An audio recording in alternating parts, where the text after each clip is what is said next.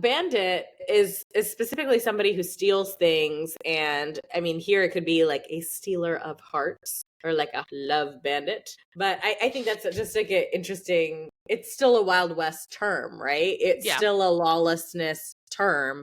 You've just gotten more specific. Well, and in the next stanza, the way the bandit is described is very romanticized. You're a bandit like me, eyes full of stars, hustling for the good life. Yeah, it seems like paradoxical intentionally. This is where, and she repeats this stanza twice, right? Which is very interesting, word for word, because this is not, I don't know if this is the chorus. Is it a chorus? Not really. Well, there's two back and forth because it's the perch in the dark, you're a bandit like me. It's the same thing. Perch in the dark, yeah. Sorry. She doesn't even change it, which I find very interesting. So it's almost like, again, we know poetic repetition. When something repeats, it means you really need to pay attention. And so at first when I read the stanza, I was like, oh, this is what they tell, their marks, right? I could be the way forward if you pay for it. Like, I'm hustling for a good life.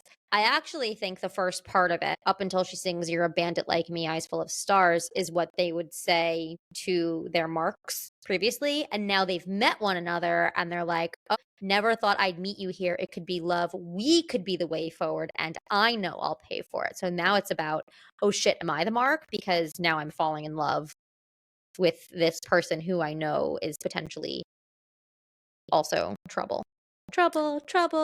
Sorry. To me, I knew you were trouble when you walked in. Oh my God, this song would pair so well with I Know You Were Trouble When You Walked In. You're a cowboy like me.